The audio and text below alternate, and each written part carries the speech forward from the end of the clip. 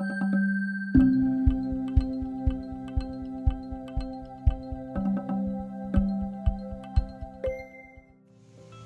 everybody, welcome to what I call the other side. And that is day 4 for me in a fast. Is it the other side? It's the other side. So for you guys that are continuing on, now we have reached a point where we should all be feeling much better. If you are on the other side of this video watching saying, what? I don't feel much better at all. Don't despair. The other side is coming for you. And so what I want to be sure of is that we don't sort of talk in absolutes, because everybody's body is different. So my other side and Amy's other side and your other side could be different. So for me, day 4 is a time where my body typically has made the transition. It has moved away from a reliance on food as being part of my regular routine and something that my body feels like it must have absolutely. So it's a great time. This is my most favorite time of a fast, kind of the midsection. It is for me too, because you're getting pure nutrition in a very small, container here, and we're not used to understanding that. Usually we think the more nutrition comes in bigger packages.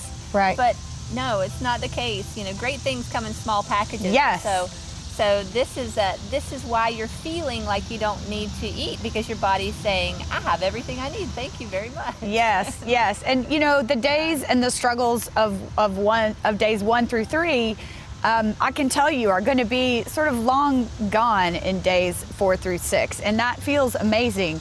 Autophagy is a word we're going to talk about in the video today, about sort of what that word is, what that word means. It's an exciting time in the body, I think, when you're doing fasting work and autophagy really begins. So do you want to talk a little bit about that?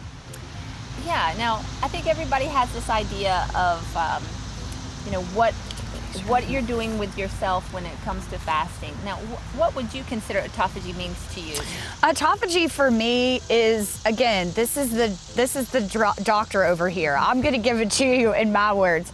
Autophagy for me is when my body, as if there were a dial inside my body that gets switched from off to on, and on being the self-cleaning mode. That it's sort of like, you guys have seen those vacuums that are round. This is what I envision the autophagy like happening in my body. This round vacuum that sort of begins working through fingertips to toes to get rid of things that I do not need, and begin working on those cells that potentially have been damaged due to maybe poor lifestyle choices, dietary choices. I mean, gosh, we have buildup from even childhood. So that's autophagy in my layman term. Yeah. And it's great. It's a great way of saying it. In my terms, it looks very biochemical, because all of a sudden I see all of the Krebs cycle, and I see all of the nutritional cycles and the biochemical displays. In my mind, I'm seeing the immune system cascade, and it does. I don't need to go into all of that. I really don't. But there are great courses for that if you're interested in molecular biology, about what happens when you're giving yourself this type of nutrition. But just suffice it to say that this type of nutrition actually allows your immune system to fight battles that have been needing to be fought for a long time, but it didn't have the reserves to do it. It's kind of like hiring 10,000 new policemen to get in your body for your neighborhood to finally clean up the crime or the pollution or whatever. Yeah. And what that means to you is it has an antiviral effect, it has an antifungal effect, it has an antibacterial effect when your immune system is able to function in this type of realm, because you're detoxing. So many people that have candida might find that that's much better. Many people that may have had viruses in the past that sometimes keep coming up might find that those go into remission.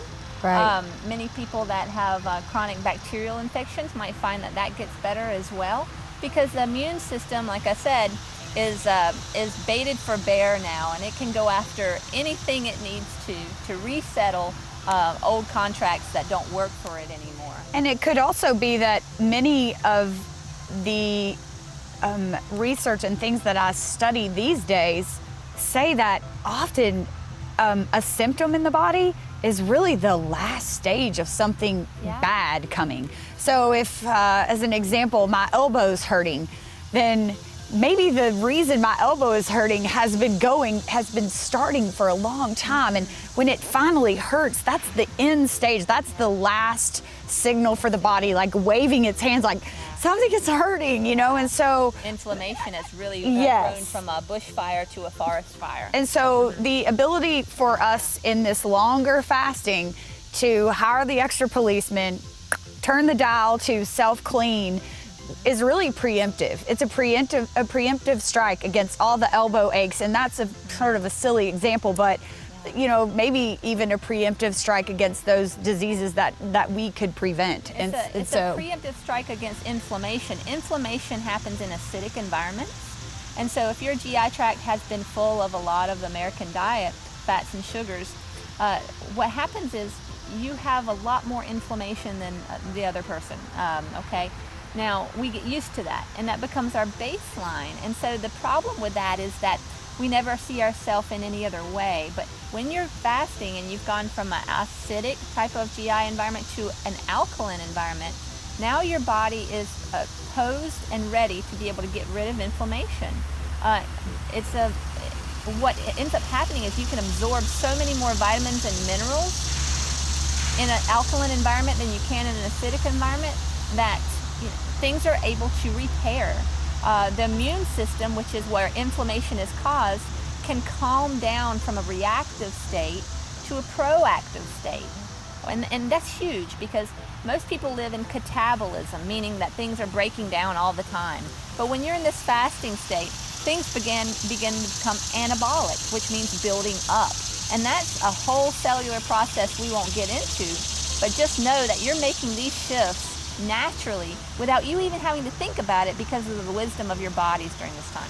And truth be told, the autophagy, or the sort of turn to self-cleaning, as we're entering in this longer stage of a fast, now we're really in it. And I think that's important to note. You'll notice too, Amy and I were talking earlier, if the green juices tasted particularly maybe ripe or really off-putting for you, bitter in the early phases of green. Yeah, right. Oh my gosh, that's green juice. The early phases of the fast, if it appeared really super green, maybe off-putting would be a word. Now you'll notice a sweetness. And that is real and true. It's your body's GI system adjusting, your taste buds adjusting, even your brain to say, hey, yes, this is, I like this. You're starting to match the alkalinity that you're drinking. Right. So and as opposed to typically when we're starting a fast, we're putting very alkaline into generally acidic. Now we're putting alkaline into alkaline, and that's when the magic begins to happen. So, here we are. Now I think it's time for us to have a conversation about the energetic changes that happen. We're moving more into the emotional and the spiritual benefits of extended fasting. Generally speaking, days 1 through 3 are, you notice more physical changes. I think they're just more prevalent, even though there's amazing physical changes happening in 4 through 6 days and 6 to 9. I think just the physicality of it is more present in 1 through 3. Now that we've moved through that for the most part, we've addressed that's sort of like done, we can begin to say, holy moly, I'm dialed into something different here. I'm operating on a little bit different wavelength. And the way that I might describe that in an easier way for somebody to understand, not a medical way, but an easy way is, the foods, if I think about some of the common snack foods that people might enjoy, a handful of pretzels, tortilla chips and salsa, just some typical snack foods. Those foods have a really low vibration. They're sort of nutritionally you know, kind of dead to They say. take a lot of your own energy. They take a lot of your process. energy Yeah. to But process. They don't give to you. They don't give it back to you. They're, Right. They're takers, not givers. Right. They're like those selfish, those selfish They're foods. selfish foods. Right. Yeah. Contrast that with as an organic, vegetable-centric, highly potent juice is this vibrates at a much higher frequency. It's a giver. So you should be able to feel some of that now if you give some time and space to open up that possibility that you yourself now should be vibrating on a little higher frequency. And that's easy to talk about also in just the terms of you're getting away from the roller coaster of your, I call it the bipolar life, because when you're eating an American diet, you're up and you're down. You're up and you're down. You got to get the coffee in the morning, and then you come down, and then you got to eat something again and get back up. And then around 3 o'clock, you're going to need that chocolate bar, because then you got to push that sugar back up. So you're riding always a roller coaster ride of insulin. And when that happens, you're constantly chasing some feeling that you're getting from your food to regulate your energy level. But what's happening now is you're actually unplugging from that roller coaster, so you don't have any insulin spikes. And so what you get is this kind of the sea without the waves. Okay, you ever gone out to the Bahamas and you've got this beautiful white sand beach, and the water's clear, and there's just this barely this lap up against the ocean, but no waves, and you can just see how just gentle it is. Well, inside your body, chemically, that's what happens when you're doing this juice cleanse, is that there's no insulin wave spikes. There's no rough, turbulent water of all this digestion with all these sugar spikes that are going on. And so you actually do start feeling kind of a reflection of that. A little calmer, you feel a little more kind of at ease, you feel a little more stable, kind of feel a little bit more like that ocean I just gave you the image of. Yeah, so that's what it's all about. Relative to the spiritual realm of that, I just think at this point in an extended fast for me, and spirituality means a lot of things to a lot of people. We could film 85 videos on that topic. So, but you know, people have been fasting for spiritual reasons for years. I mean, you could date that back to biblical times. So they've been doing it for a long time. For me, and when I talk about just sort of spiritual realm of it, it's sort of a reconnection to something much higher than myself. And I think if you give just a little moments of pause to explore the lens of that when you're doing extended fasting work, you'll see what I mean. Certainly not required, but I think it's a good part of it. You know, it's a huge part of it, because you know we have our personality self, but then we have kind of our divine nature self, or our soul. And we plug so much into the personality self about what I want, what I need, what I have to get. Something about being a part of this kind of cleanse, to me, unplugs a lot of that, because I already have what I need. Right. And it's always right in front of me, because I've already got my stock, thanks to Kimmye. Sure. And so I don't have to think about that. Right. And so it clears that space, like we talked about earlier, that space to find something new to fill it with. And so, and then the other aspect of unplugging from your personality self is actually getting in touch with your body in a way that allows you to maybe experience something new. Breathing is where that starts, because you guys know probably the benefits of meditation. So doing the cyclic breathing, where you just focus on your breathing, and that's beautiful. Yep. Because then you're getting a lot of very good oxygen. Most of the time, if you're focusing on your personality self, you're running in fight or flight many times during the day, if not all of the day. And with that, you almost back yourself into a corner with all the adrenaline and the epinephrine that's flowing. Your brain waves are very short because they're very reactive. It's all about survival. You know, the world looks threatening. And so in this stage, you're breathing very shallow. You're breathing like an animal that's stuck in a corner, which are very kind of light, gaspy breaths. And if I actually did an oxygen saturation test on you when you're kind of having a busy day like that, it might actually read, you know, kind of at the limits of normal. When you're getting more relaxed and kind of in tune with nature, and allowing your body to also be enriched, you kind of feel that calmness. So go ahead and introduce the idea of these cyclic breathing. You know, 6 seconds in, 6 seconds hold, 6 seconds out, 6 seconds pause. 6 seconds in, 6 seconds hold, 6 seconds out, 6 seconds pause. And just focus on that and see how it makes you feel. If You'll I also were to- have a lot more room. Yes. So Oh yeah, none of this gastric distension. Yes, Yeah. you'll have a lot more room for breath, and that may be something that you've never considered.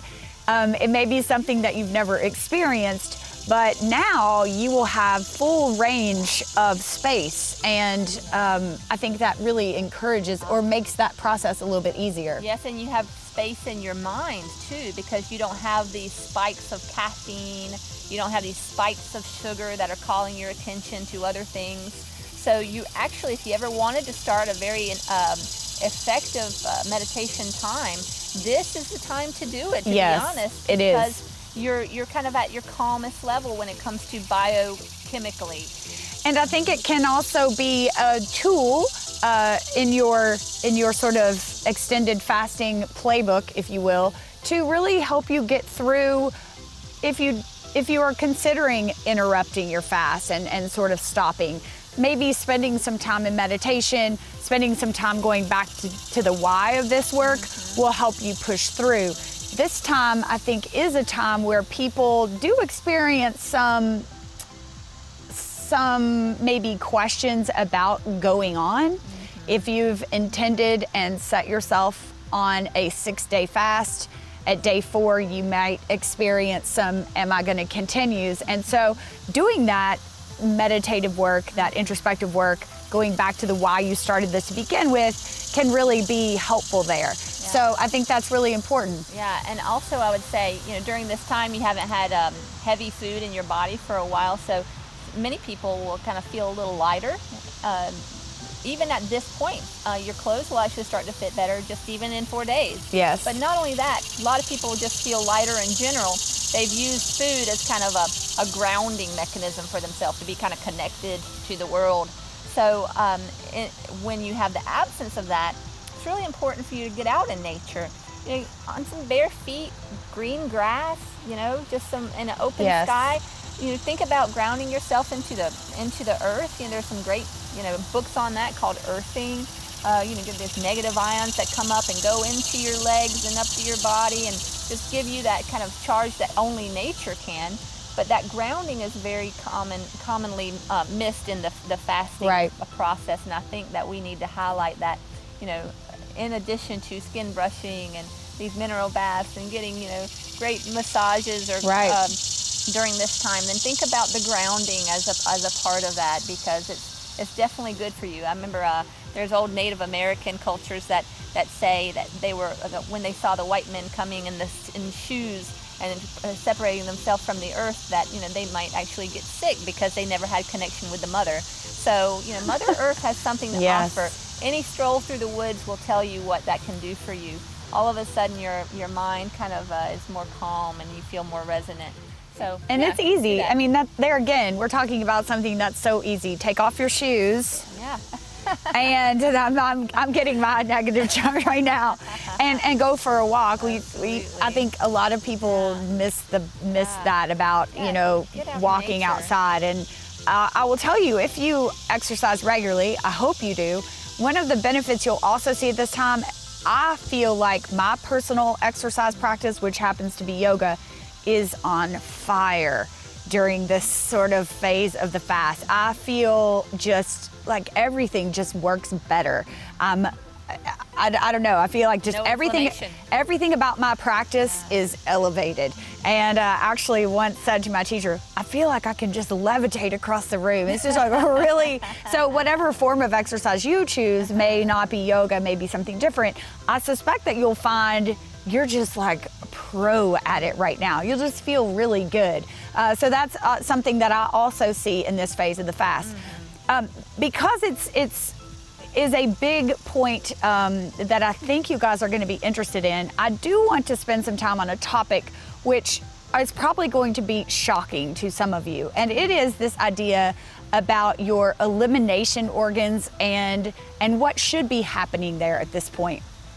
If I had one nickel for every time somebody new to fasting work, even one day, would say to me with an inquiry or a question, I don't know if I can do it because I'm gonna be at the bathroom all day. I'm going to have this like gastric distress. And I always sort of chuckle to myself because most people do not have elimination during a juice fast. It is somewhat impaired, and we can talk about why that is. Generally speaking, I'll give you the non-medical way that I describe that. Generally speaking, our GI systems have started working because of pressure. We add more food in, and that's what causes us to go to the bathroom and have bowel movements. It's the constant adding in of food with some schedule.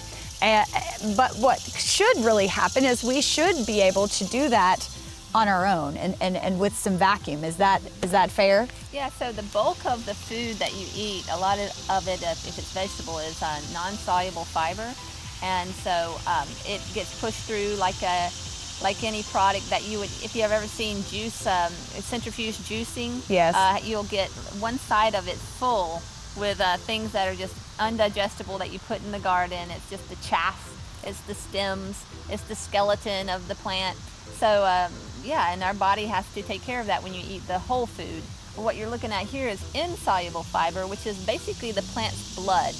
And with that, there's no real waste at all, and there's nothing to process. So you might find that your bowel movements are, and we're talking about bowel movements here, and we're talking about everything here. Yes, poop is a fair topic in these videos. It's all medical. And that you might notice that it drops off so far as, how much you're going. And that's completely normal. That's completely normal. And it could also be sort of talked about that in an extended fast, your body's, lining up waste, accumulated things that don't belong there, toxins, whatever word you want to assign to that. It's sort of lining this up. And if it can't exit, if we're not doing things like tongue scraping, sauna, nature walking, salt baths, if we're not doing some of those things to help remove and assist the body, we can kind of have some of that reabsorbed, and that can make us not feel great. So if you are somebody that is, sort of feel like your bowel movements have stopped, your sort of digestion is somewhat feels impaired, then potentially you might consider the possibility that you would want to take on the idea of a colonic, and I'll tell you about what that is. Or potentially an enema could also give some short-term relief. We'll talk about the enema first.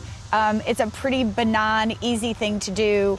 It would probably make you feel a little better in that sense. And so I always say you may have a better recommendation here. The Fleet Enema Kit, buy it at the grocery, dump out all the contents, whatever is in there. I don't even know what that is. Use some nice spring water that's good, clean quality water and use that instead. Super easy. And it could offer some relief if there's any congestion down there. Do you have a better recommendation for that? In the medical practice, mainstream is not so much supported that, we need to cleanse the whole colon with colonics, but I do know people like yourself and other patients that get a lot of benefit from it. They are singularly impressed because they see what we call mucoid plaque, which is mucus of the colon that's become kind of plaque and sticky up against the surface that gets washed off and out. And in that, they feel like there's been a great recovery of their energy. And of course, there's no studies on this because there's no people don't do that. Drugs to right. present it. Right. So, and when you tell somebody that you're going to go have colonic irrigation, they look at you like you have 5 heads. And it's true. And so it may be for you, it may not be for you. And I think there could be points and counterpoints to both. There's a continuum that you have to look at. And when you're on a journey for your own health, you really do have to listen to your body and you have to listen to your gut. When I was a little kid and was really sick, I had to eventually stop listening to some of the things the doctors were telling me so that I could listen to myself and get better, and that's what happened. So, we're in a time and age where all the information is out there. Just make sure you have a trusted provider that maybe is able to see both sides of the story. That's super important because there are, you know, mainstream physicians who won't bend very far at all in being able to see your version of health for yourself. Right. And you want to choose a provider that can hold the steady course in the mainstream medicine world, but also entertain these ideas and contemplate with you. Right. You know, your for you? choice of a delivery system that you know, with minimal harm and maximize gain. And it could work for you, and it might. When I'm personally doing longer fasts, I generally do, if Anna, who's the person that I go to here in Lexington, if she's available, I will do colonic irrigation 3 times. If for those of you guys who don't know what that is, it's super simple.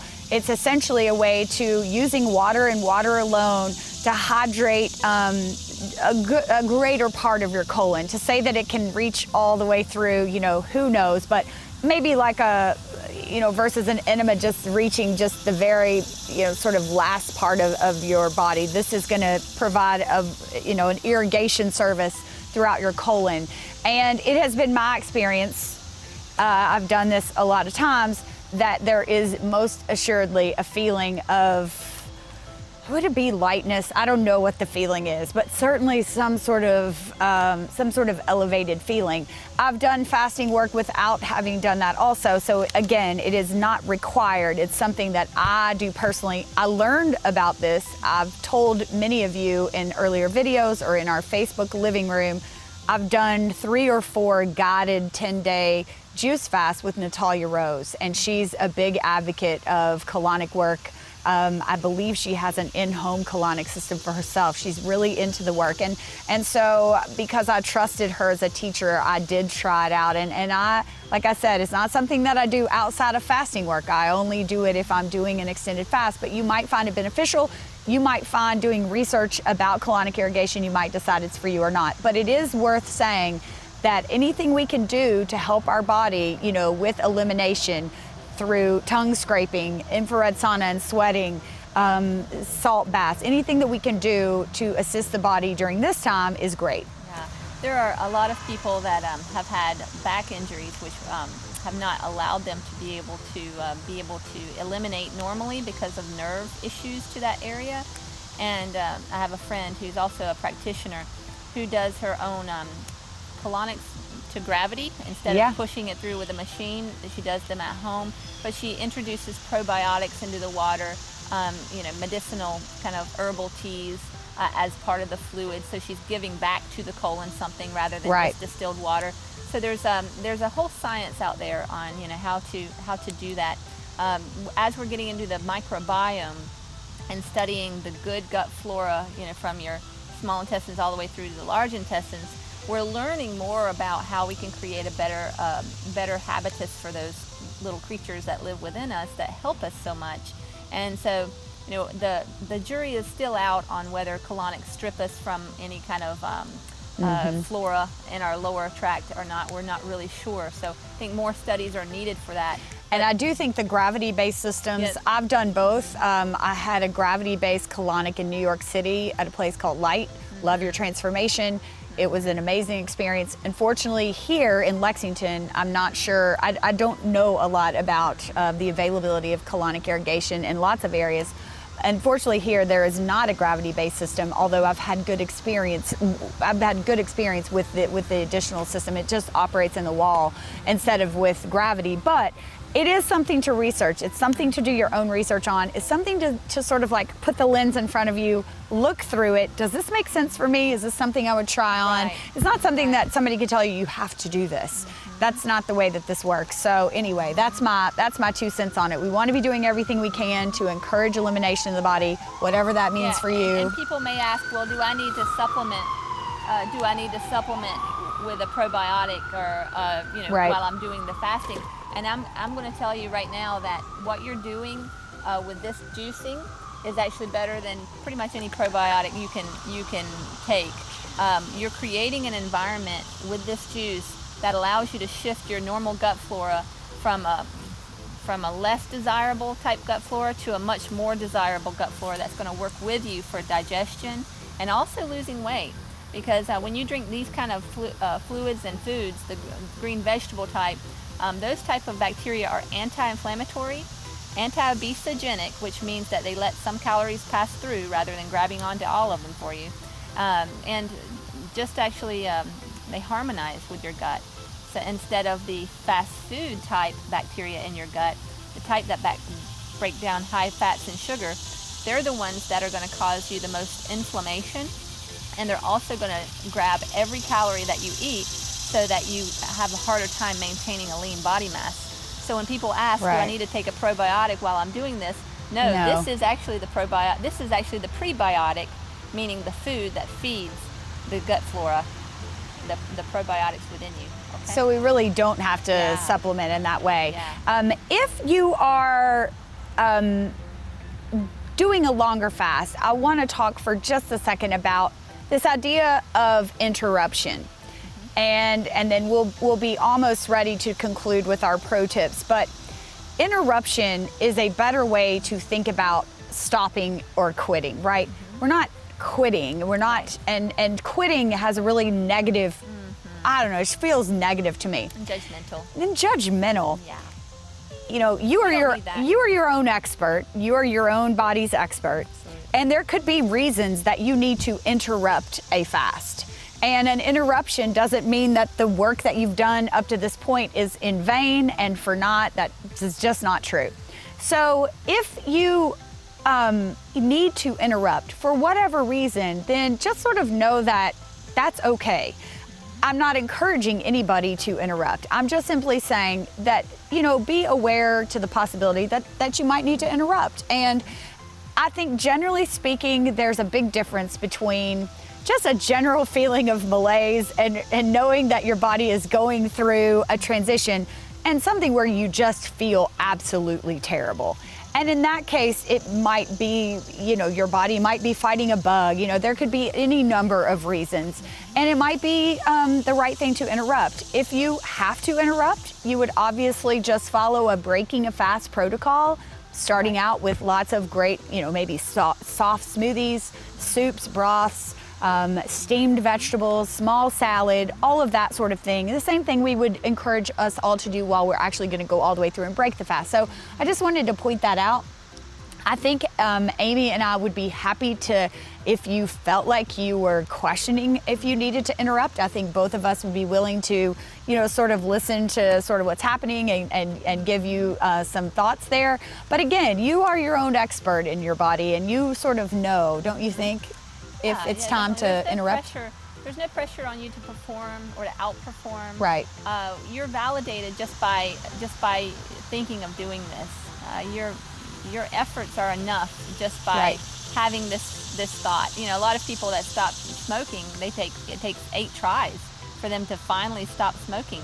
So when you start fasting, which is the opposite of, you know, something unhealthy, it can be a process and a journey for you too. So if you needed to interrupt for hypoglycemic reasons, feeling really dizzy, or you know, if there's just weakness that is going to put you in a safety-sensitive position at work, that might put you in danger. There are reasons that, you know, we don't see because we don't live, you know, with you, and we're just here on the other side of the screen. But trust yourself in making the judgment call. Right. And just pull the plug if you need to. Yeah. The other thing is, you know, the work that you've done thus far is really meaningful. And again, generally speaking, in the guided fast that I've done before, of a group of 200 or 300, we might have less than 5 that needed an interruption option. Right. So it's not something that's common, but I just wanted to honor and bring up that there could be a good reason to interrupt. If you had to do that, drop all your juices in the freezer, and you'll have juice to enjoy. They'll be ready for you can thaw them out. You can enjoy them one at a time during a day. You can enjoy a couple a day, then have a nice, you know, small plant-based dinner. There are lots of ways to continue on without necessarily just drinking juice. So if that does occur for you, reach out to us. We will help you in that transition. To wrap up this segment of sort of our phase 2 on sort of energetic changes and some sort of deeper dive topics, my pro tips for this section of the fast would simply be enjoy this feeling. I love this segment of the fast. It feels amazing to me. take notice of all these beautiful changes that are going on. And yeah, that's my pro tip. Do you have a... how long do they last in the freezer? Oh, around 3 months, easy. Right, so 3 months. You've got 3 months right. to re-engage. But you know, sometimes I would also say if you're thinking of becoming kind of intermittent, so far as pulling the plug or not pulling the plug, but just needing something to help kind of lift you or pull you along, and you know, there's intermittent fast. So when we talk about intermittent fasting, right, that's when you would juice during the day, but then you might just have a sensible dinner, like a smoothie. Right, or and a lot of people do that all the time. Yeah, I mean, so that's so a great idea. If you feel like the fast 24/7 is too much for you, then that's something that you can do, and it would fit perfectly within your schedule and how you feel, especially if you're just tiptoeing into the waters. There is nothing that would cause anybody to judge you for that. There's no judgment here at all. It's all what's best for how you feel and your own goals and your development. So we support that model as well. That's exactly right. And I, again, am excited that we are to this phase of the fast. It's my favorite, and it's something that I look forward to during those rough sort of 1 to 3 days. So we are officially in sort of the mid segment of the fast. It's amazing how it really does move quickly. When you're looking on the front side of it, it seems really daunting, but already we're halfway through. Some of you all are nearing the end. We've talked about how to break the fast if you are dropping off in day 6. If you want to extend and go on with us, reach out to us. We can make that happen too. And I honor you in this fasting process, and I am thankful to be doing it along with you. I'm thankful. Take care.